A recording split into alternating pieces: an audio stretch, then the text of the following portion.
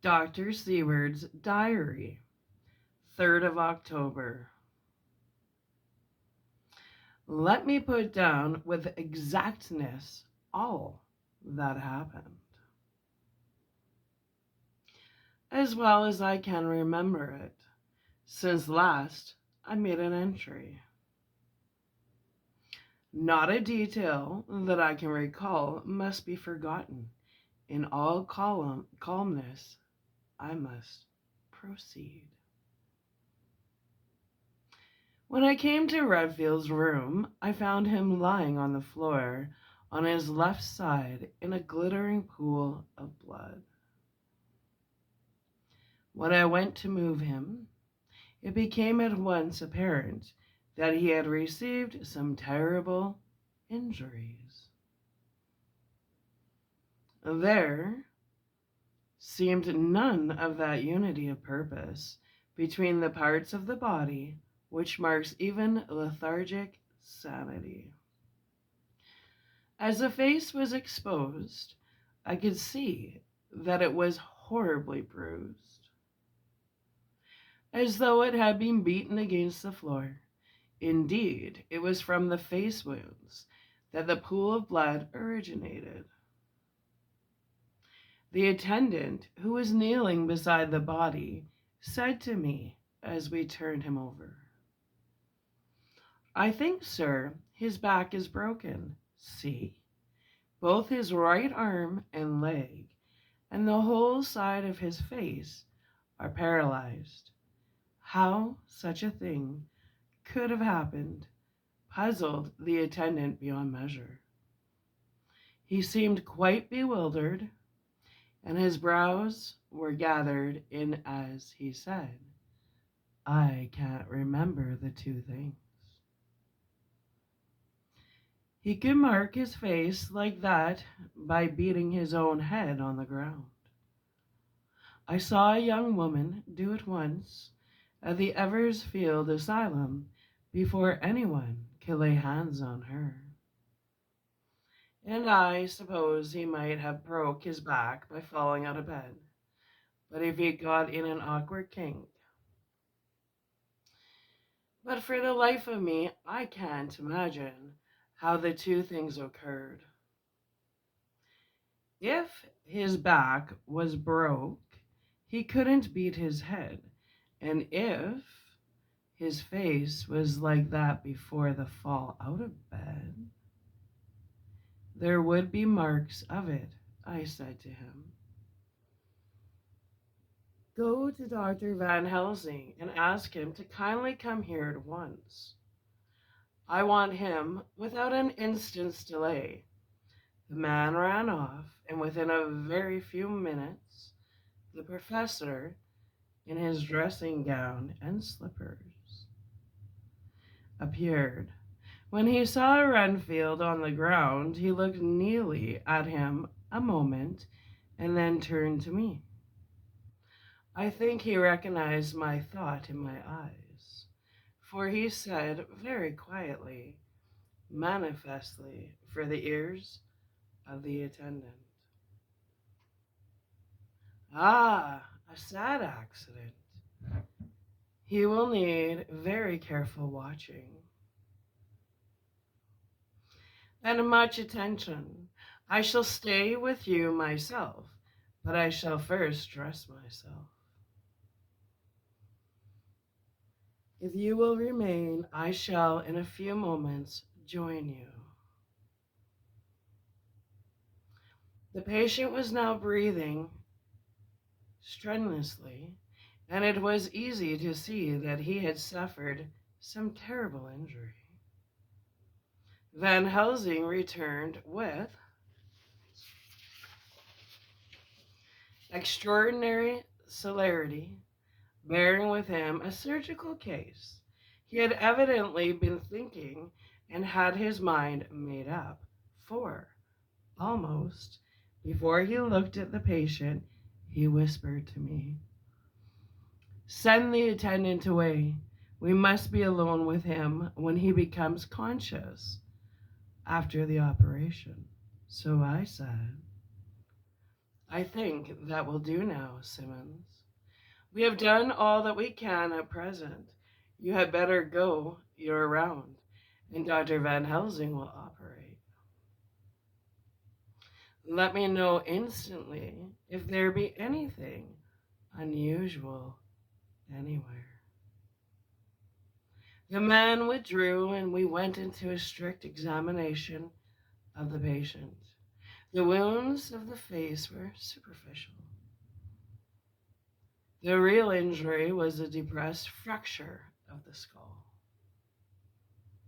extending right up through the motor area. The professor thought a moment and said, we must reduce the pressure and get back to normal conditions as far as can be. The rapidity of this effusion shows the terrible nature of his injury. The whole motor area seems affected. This effusion of the brain will increase quickly, so we must trephine at once, or it may be too late. As he was speaking, there was a soft tapping at the door. I went over and opened it and found it in the corridor without Arthur and Quincy in pajamas and slippers. The former spoke. I heard your man call up Dr. Van Helsing and tell him of an accident. So I woke Quincy, or rather called for him, as he was not asleep. Things are moving too quickly and too strangely for sound sleep for any of us these times. I've been thinking that tomorrow night we'll not see things as they have been. We'll have to look back and forward a little more than we have done. May we come in? I nodded and held the door open till they had entered. Then I closed it again. When Quincy saw the attitude and state of the patient and noted the horrible pool on the floor, he said softly, my God, what has happened to him? Poor, poor devil. I told him briefly and added that we expected he would recover consciousness after the operation. For a short time, at all events, he went at once and sat down on the edge of the bed. With Galdamine beside him, we all watched in patience. We shall wait, said Van Helsing, just long enough to fix the best spot for trephining, so that we may most quickly and perfectly remove the blood clot, for it is evident that the hemorrhage is increasing. The moments during which we waited passed with fearful slowness.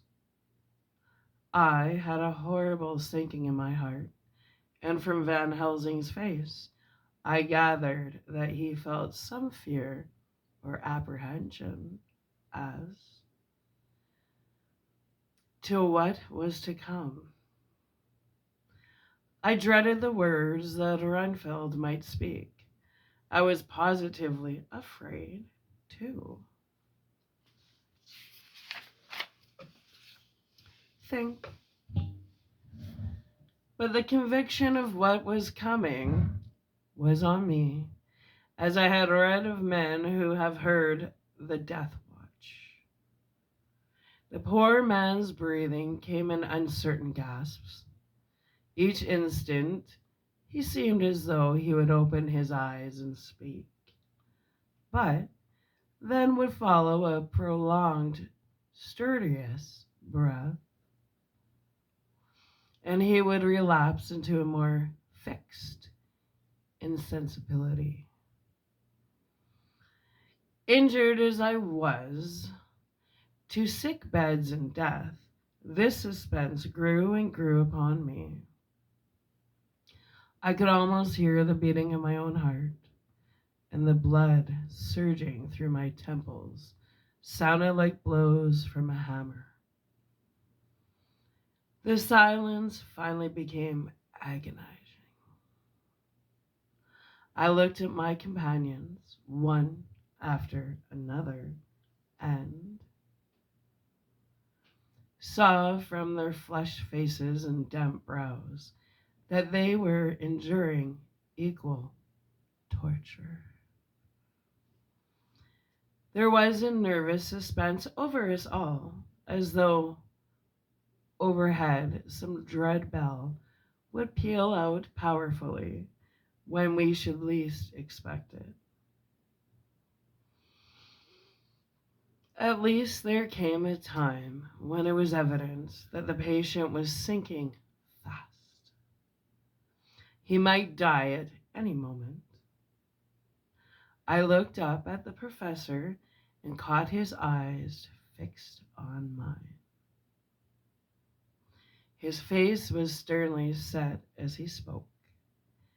There is no time to lose. His words may be worth many lives. I have been thinking so as I stood here. It may be there is a soul at stake. We shall operate just above the ear.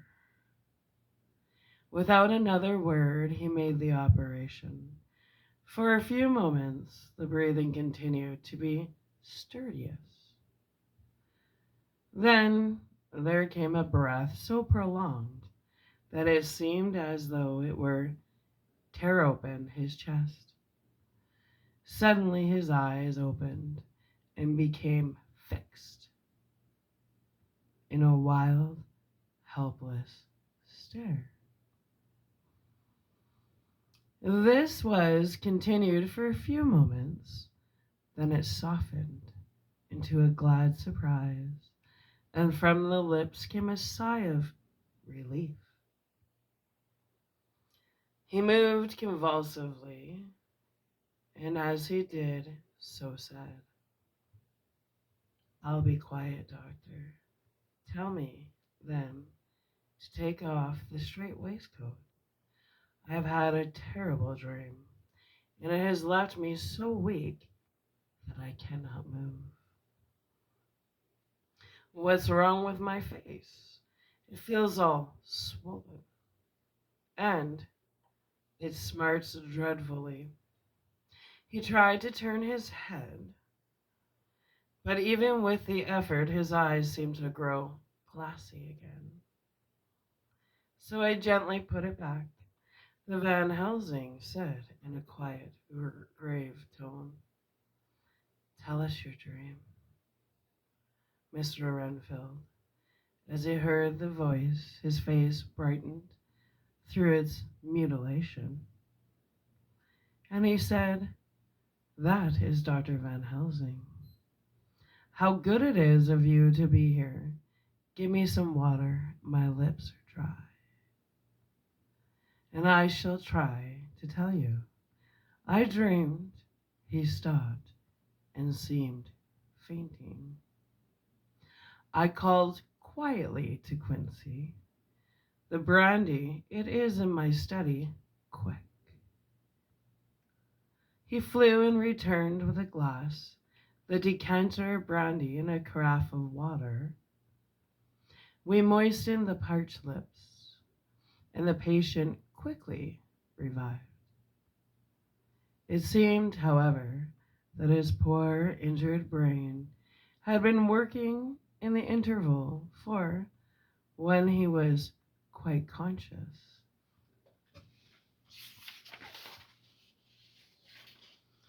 he looked at me piercingly with an agonized confusion which I shall never forget, and said, "I must not deceive myself. It was no dream, but all a grim reality." Then his eyes roved around the room as they caught sight of the two figures sitting patiently on the edge of the bed he went on. If I were not sure already, I should know from them. For an instant his eyes closed, not with pain or sleep, but voluntarily, as though he were bringing all his faculties to bear.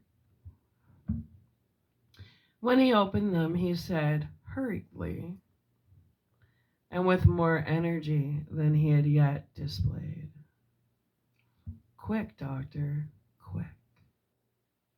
I am dying. I feel that I have but a few moments, and then I must go back to death. Or worse, wet my lips with brandy again. I have something that I must say before I die, or before my poor crushed brain dies anyhow. Thank you. It was that night after you left me when I implored you to let me go away. I couldn't speak then, for I felt my tongue was tied. But I was as sane then, except for in that way, as I am now. I was in an agony of despair for a long time after you left me. It seemed hours. Then there came a sudden peace to me. My brain seemed to become cool again as I realized where I was. I heard the dogs bark behind our house, but not where he was. As he spoke, Van Helsing's eyes never blinked, but his hands came out and met mine and gripped it hard. He did not, however, betray himself. He nodded slightly and said, "Go on," in a low voice. Renfield proceeded. He came up to the window in the mist, and I had seen him often before, but he was solid then, not a ghost. And his eyes were fierce, like a man's with angry. He was laughing with his red mouth. The sharp, white teeth glinted in the moonlight, where he turned to look back over the belt of trees to where the dogs were barking. I wouldn't ask him to come in at first, though I knew he wanted to, just as he had wanted all along. Then he began promising me things, not in words, but by doing them. He was interrupted by a word from the professor. How? By making them just as he used to send in the flies when the sun was shining. Great, big, fat ones, with steel and sapphire on their wings, and big moths in the night with skull and crossbones on their backs. Van Helsing nodded to him as he whispered to me unconsciously. The Acrantia anthropos of the Sphinges, what you call the death's head moth. The patient went on without stopping. Then he began to whisper, "Rat, rats, rats. Hundreds, thousands, millions of them. And every one alive, and dogs to eat them, and cats too. All lives, all red blood, with years of life in it, and not merely buzzing. Flies. I laughed at him, for I wanted to see what he could do. Then the dogs howled, away beyond the dark trees in his house. He beckoned me to the window. I got up and looked out, and he raised his hands and seemed to call out without using any words. A dark mass over the grass, coming on like the shape of a flame of fire, and then he moved the mist to the right and to the left, and I could see that there were thousands of rats with their eyes blazing red, like his, only smaller. He held up his hand, and then all stopped, and I thought he seemed to be saying, "All these lies will I give you? Ah, and many more and greater through countless ages, if you will fall down and worship me." And then a red cloud, like the color of blood, seemed to close over my eyes, and before I knew what I was doing, I found myself opening the sash and saying to him, "Come in, Lord and Master." The rats were all gone, but he slid into the room through the sash, though it was only open an inch wide, just as the moon herself had often come in through the tiniest crack, and had stood before me in all her size and splendor. His voice was weaker, so I moistened his lips with the brandy again, and he continued, but it seemed as though his memory had gone on working in the interval, for his story was further advanced.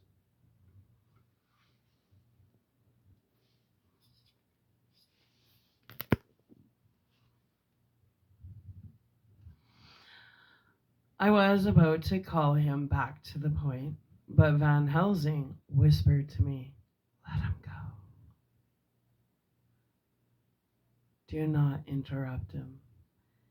He cannot go back, and maybe could not proceed at all if once he lost the thread of his thought." He proceeded. "All day I waited to hear from him, but he did not send me anything, not even a blowfly.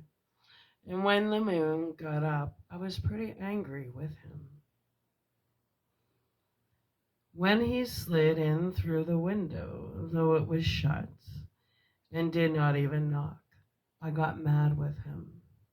He sneered at me, and his white face looked out of the mist with his red eyes gleaming. And he went on as though he owned the whole place, and I was no one. He didn't even smell the same as he went by. I couldn't hold him.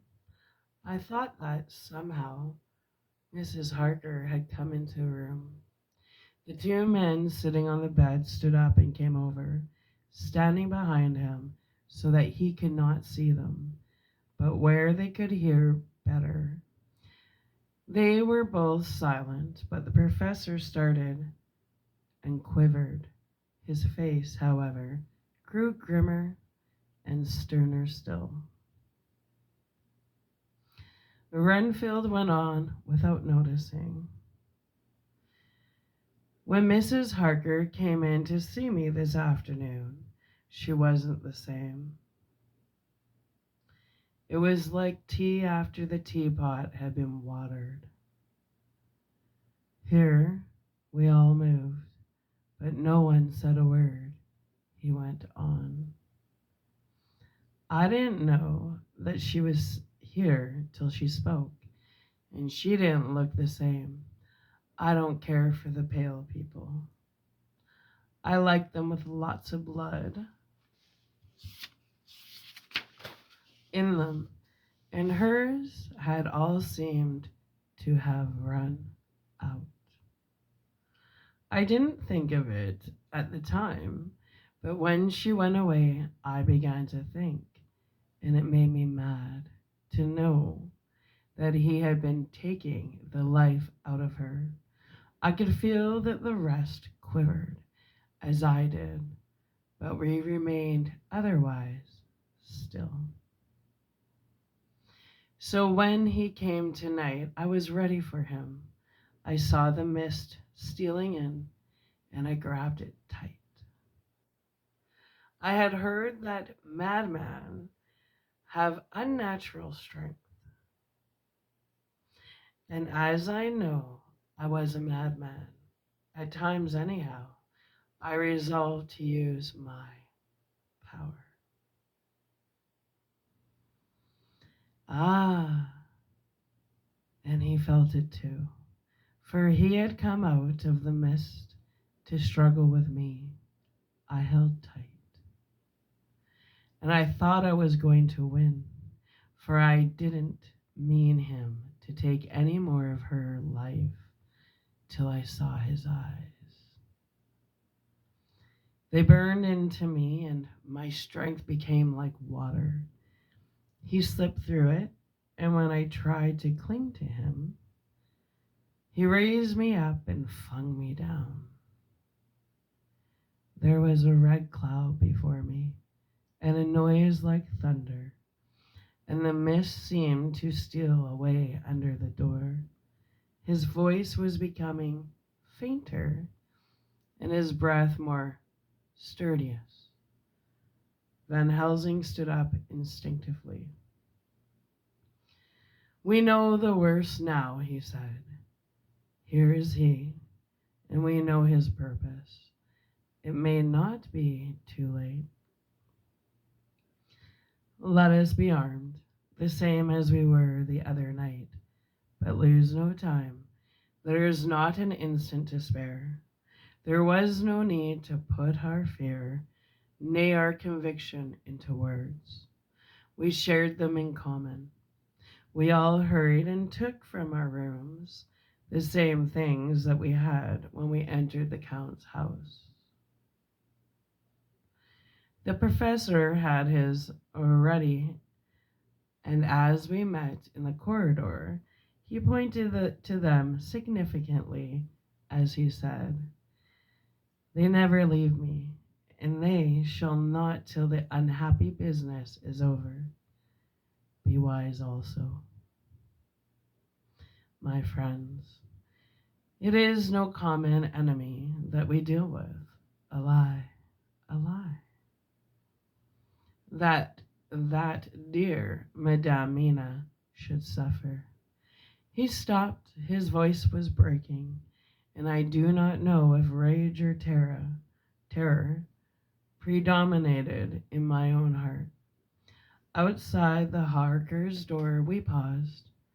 Art and Quincy held back, and the latter said, "Should we disturb her?" "We must," said Van Helsing grimly. "If the doctor be locked, or if the door be locked, I shall break it in. May it not frighten her terribly?"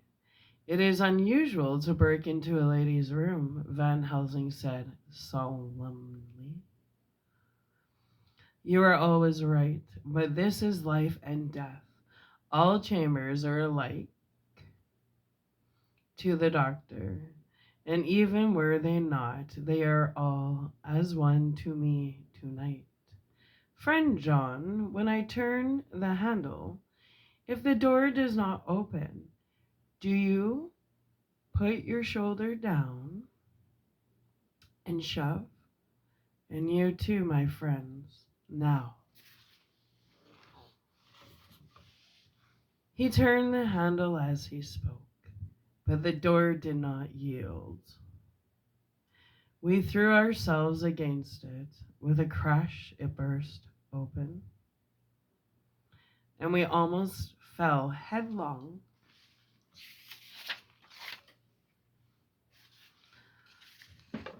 into the room.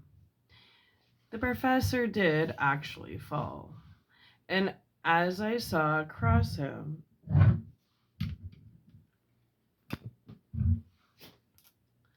as he gathered himself up from hands and knees, what I saw appalled me. I felt my hair rise like bristles on the back of my neck, and my heart seemed to stand still. The moonlight was so bright that through the thick yellow blind, the room was light enough to see. On the bed beside the window lay Jonathan Harker, his face flushed and breathing heavily as though in a stupor. Kneeling on the near edge of the bed, facing outwards, was the white-clad figure of his wife. By her side stood a tall, thin man, clad in black. His face was turned from us, but the instant we saw it, we all recognized the Count in every way, even to the scar on his forehead. With his left hand, he held both Mrs. Harker's hands, keeping them away with her arms at full tension. His right hand gripped her by the back of the neck, forcing her face down on his bosom. Her white nightdress was smeared with blood, and a thin stream trickled down the man's bare breast, which was shown by his torn open dress. The attitude of the two had a terrible resemblance to a child forcing a kitten's nose into a saucer of milk to compel it to drink. As we burst into the room, the Count turned his face, and the hellish look that I had heard described seemed to leap into it. His eyes flamed red with devilish passion. The great nostrils of the white aquiline nose opened wide and quivered at the edges, and the white sharp teeth behind the full lips of the blood-dripping mouth chomped together like those of a wild beast. With a wrench which threw his victim back upon the bed as though hurled from a height, he turned and sprang at us. But by this time the professor had gained his feet and was holding towards him the envelope which contained the sacred wafer. The Count suddenly stopped, just as poor Lucy had done outside the tomb, and cowered back. Further and further back he cowered, as we, lifting our crucifixes, advanced. The moonlight suddenly failed as a great black cloud sailed across the sky, and when the gas lit sprang up under Quincy's match, we saw nothing but a faint vapor. This, as we looked, trailed under the door, which, with the recoil from its bursting open, and swung back to its old position. Van Helsing, Art, and I moved forward to Mrs. Harker, who, by this time, had drawn her breath, and with it had given a scream so wild, so ear-piercing, so despairing, that it seemed to me now that it will ring in my ears till my dying day. For a few seconds she lay in her helpless attitude in disarray. Her face was ghastly, with a pallor which was accentuated by the blood which smeared her lips and cheeks and chin. From her throat trickled a thin stream of blood. Her eyes were mad with terror. Then she put before her face her poor crushed hands, which bore on their whiteness the red mark of the Count's terrible grip. And from behind them came a low, desolate wail, which made the terrible scream seem only the quick expression of endless grief. Van Helsing stepped forward and drew the coverlet gently over her body, whilst Art, after looking at her face for an instant despairingly, ran out of the room. Van Helsing whispered to me, "Jonathan is in a stupor such as we know the vampire can produce. We can do nothing with poor Madame Mina for a few moments till she recovers herself. I must wake him." He dipped the end of a towel in cold water, and with it began to flick him on the face. His wife, all the while holding her face between her hands and sobbing in a way that was heartbreaking to hear. I raised the blind and looked out of the window. There was much moonshine, and as I looked, I could see Quincy Morris run across the lawn and hide himself in the shadow of a great yew tree. It puzzled me to think why he was doing this, but at the instant I heard Harker's quick examination as he woke to partial consciousness and turned to the bed. On his face, as there might well be, was a look of wild amazement. He seemed dazed for a few seconds, and then full of consciousness seemed to burst upon him all at once. And he started up. His wife was aroused by the quick movement and turned to him with her arms stretched out, as though to embrace him. Instantly, however, she drew them in again, and putting her elbows together, held her hands before her face, and shuddered till the bed beneath her shook. "In God's name, what does this mean?" Harker cried out. "Dr. Seward, Dr. Van Helsing, what is it? What has happened? What is wrong? Mina dear, what is it? What does that blood mean? My God, my God, has it come to this?" And raising himself to his knees, he beat his hands wildly together. "Good God, help us! Help her! Oh, help her!" With a quick movement, he jumped from bed and began to pull on his clothes.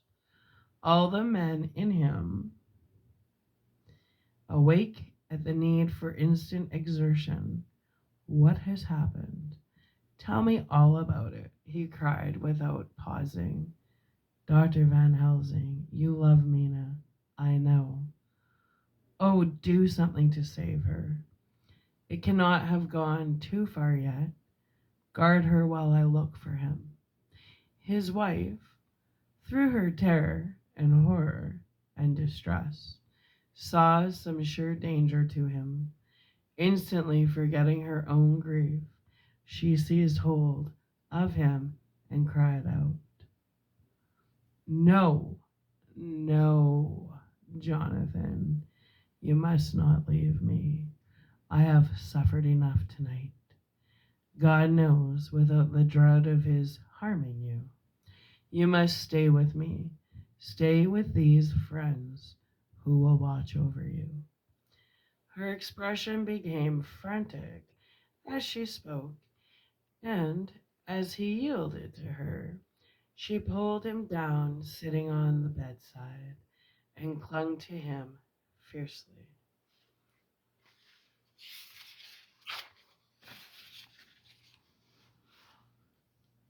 Van Helsing and I tried to calm them both.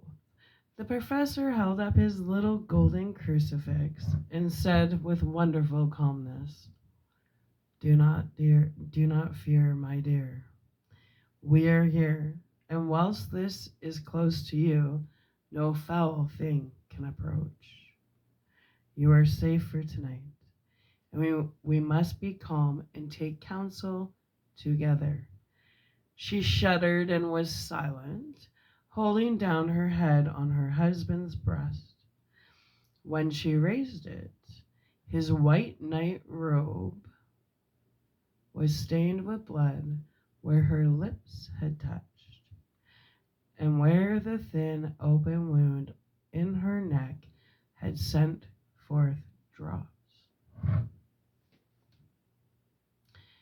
The instant she saw it, she drew back with a low wail and whispered amidst choking sobs, "Unclean, unclean. I must touch him or kiss him no more. Oh, that it should be that it is I who am now his worst enemy, and whom he may have most cause to fear." To this he spoke out resolutely, "Nonsense, Mina. It is a shame to me to hear such a word. I would not hear it of you, and I shall not hear it from you. May God judge me by my deserts and punish me with more bitter suffering than ever this hour, if by any act or will of mine anything ever come between us." He put out his arms and folded her to his breast, and for a while she lay there sobbing. He looked at us over her bowed head with eyes that blinked damply above his quivering nostrils. His mouth was set as steel. After a while her sobs became less frequent and more faint, and then he said to me, speaking with a studied calmness, which I felt tried his nervous power to the utmost. "And now, Dr. Seward, tell me all about it." "Too well I know the broad fact. Tell me all that has been." I told him exactly what had happened, and he listened with seemingly impassiveness, but his nostrils twitched and his eyes blazed as I told him the ruthless hands of the Count had held his wife in that terrible and horrid position, with her mouth to the open wound in his breast. It interested me, even at that moment, to see that whilst the face of white set passion worked convulsively over the bowed head, the hands tenderly and lovingly stroked the ruffled hair. Just as I had finished, Quincy and Godalming knocked at the door. They entered in obedience to our summons. Van Helsing looked at me questioningly. I understood him to mean if we were to take advantage of their coming to divert, if possible, the thoughts of the unhappy husband and wife from each other and from themselves. So on my nodding acquiescence to him, he asked them what they had seen or done. To which Lord Godalming answered, "I could not see him anywhere in the passage, or in any of our rooms. I looked in the study, but though he had been there, he had gone. He had, however, he stopped suddenly, looking at the door, drooping figure, looking at the poor, drooping figure on the bed. Van Helsing said gravely, "Go on, friend Arthur. We want no more concealments.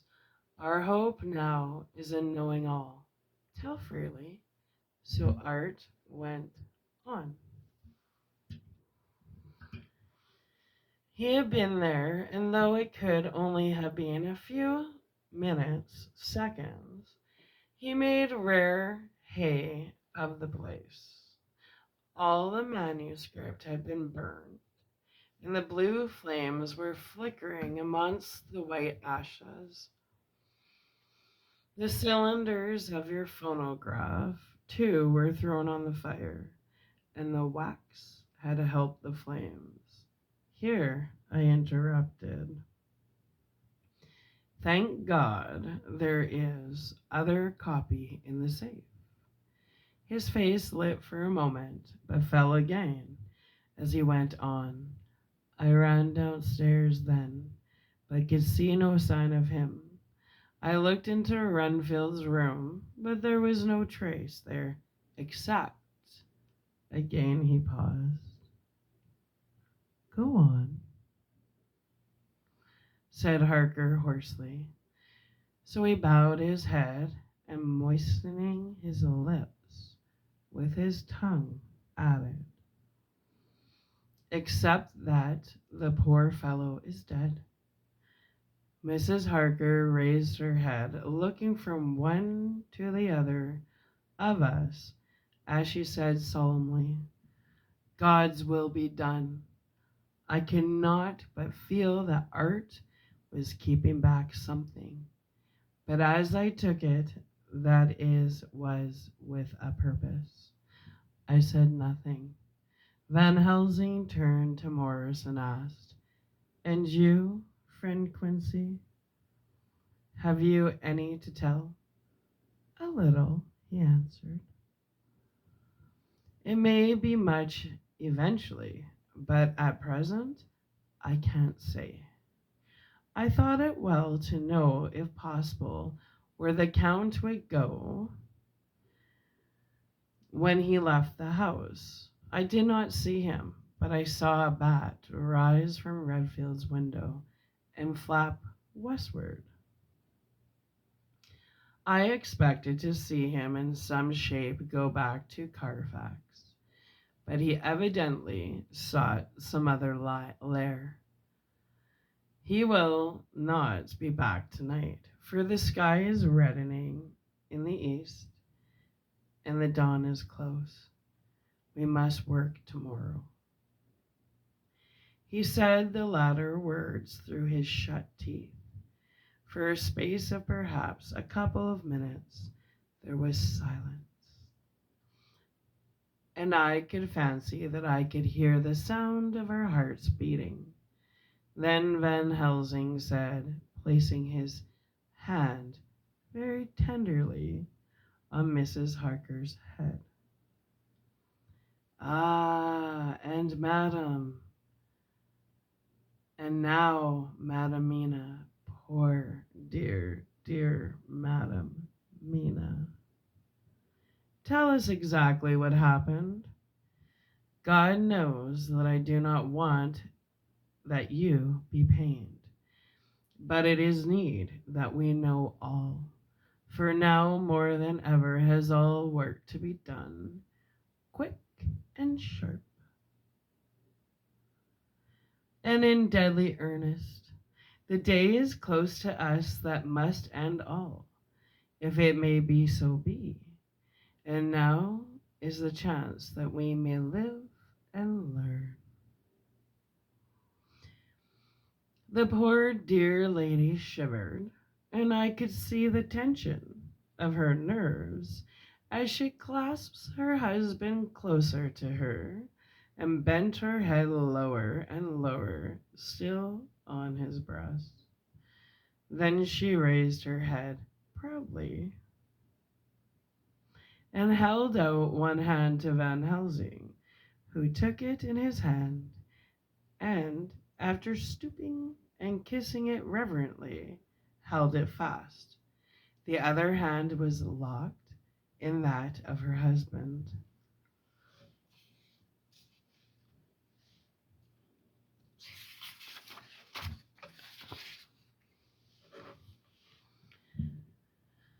Who held his other arm thrown round her protectively. After a pause in which she was evidently ordering her thoughts, she began, I took the sleeping draught which you had so kindly given me, but for a long time it did not act. I seemed to become more wakeful, and a myriad horrible fancies began to crowd in upon my mind, all of them connected with death and vampires, with blood and pain and trouble. Her husband involuntarily groaned as she turned to him and said lovingly, Do not fret. Involuntarily groaned as she turned to him and said lovingly, You must be brave and strong and help me through the horrible task. If you only knew what an effort it is to me to tell of this fearful thing at all, you would understand how much I need your help. Well, I said, I must try to help the medicine do its work with my will. If it was to do me any good.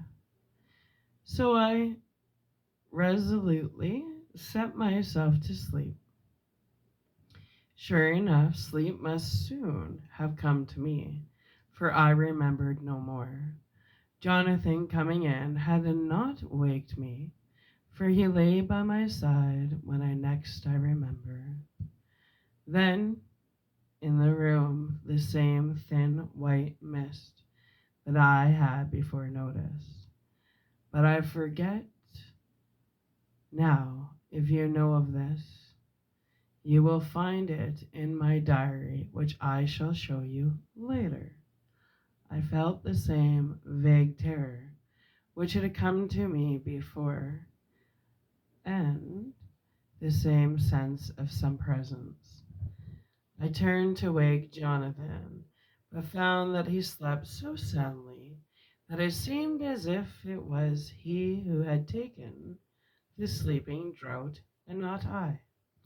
I tried but could not wake him.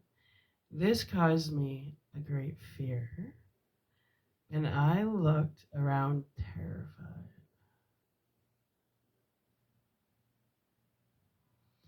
Then indeed my heart sank within me beside the bed as if he had stepped out of the mist, or rather, as if the mist had turned into his figure, for it had entirely disappeared. Stood tall, thin man, all in black. I knew him at once from the descriptions of the others. The waxen face, the high nose, on which the light fell in a thin white line, the parted red lips, with the sharp white teeth showing between, and the red eyes that I had seemed to see in the sunset on the window of St. Mary's Church at Whitby. I knew, too, the red scar on his forehead where Jonathan had struck him. For an instant my heart still, and I would have screamed out, only that I was paralyzed. In the pause he spoke in a sort of keen, cutting whisper, pointed as he spoke to Jonathan. Silence. If you make a sound, I shall take him and dash his brains out before your very eyes. I was appalled and was too bewildered to do or say anything. With a mocking smile, he placed one hand upon my shoulder and, holding me tight, bared my throat with the other, saying as he did so, first, a little refreshment to reward my exertions. You may as well be quiet. It is not the first time or the second that your veins have appeased my thirst. I was bewildered, and strangely enough, I did not want to hinder him. I suppose it is a part of the horrible curse that this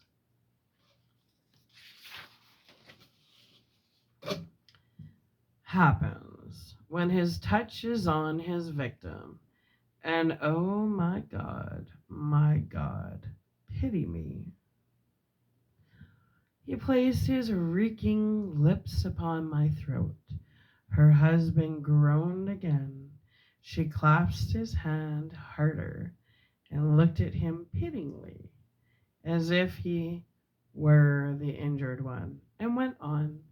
I felt my strength fading away, and I was in a half swoon. How long this horrible thing lasted, I know not, but it seemed that a long time must have passed before he took his foul, awful, sneering mouth away. I saw it drip with the fresh blood. The remembrance seemed for a while to overpower her, and she drooped and would have sunk down but for her husband's sustaining arm. With a great effort, she recovered herself and went on. Then he spoke to me mockingly. And so you, like the others, would play your brains against mine. You would help these men to hunt me and frustrate me in my designs. You know now, and they know in part already, and will know in full before long, what it is to cross my path.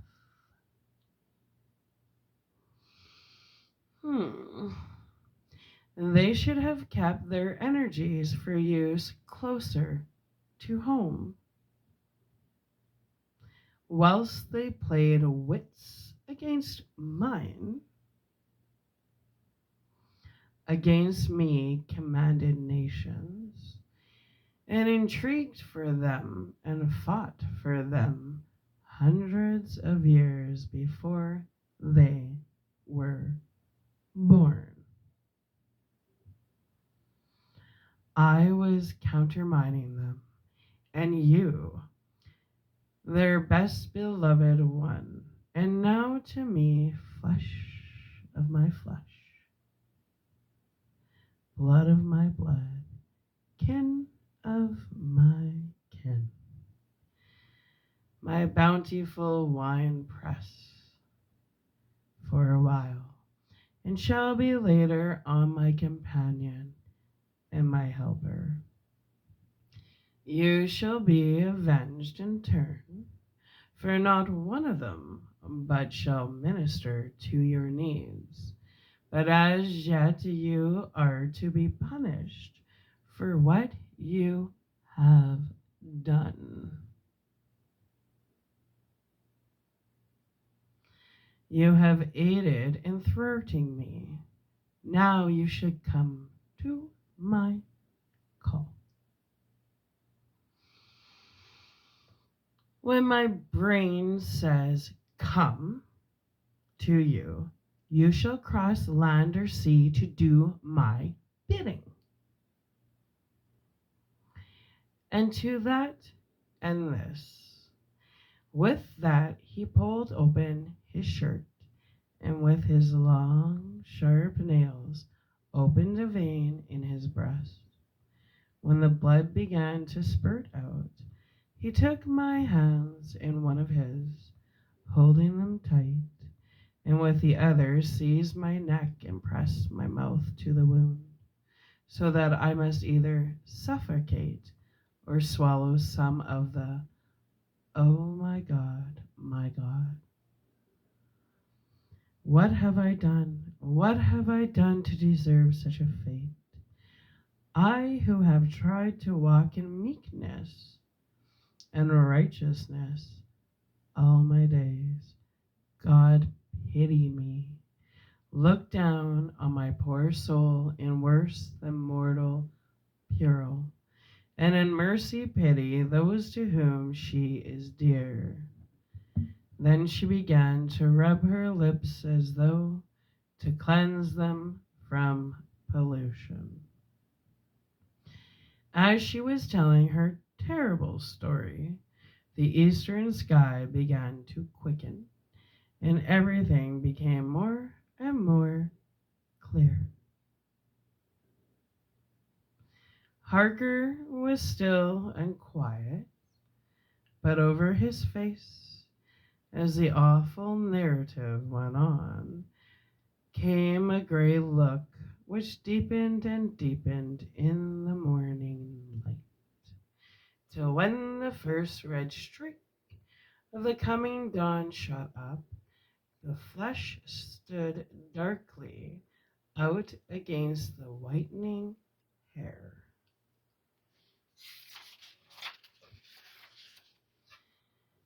We have arranged that one of us is to stay within a call of the unhappy pair till we can meet again together and arrange about taking action.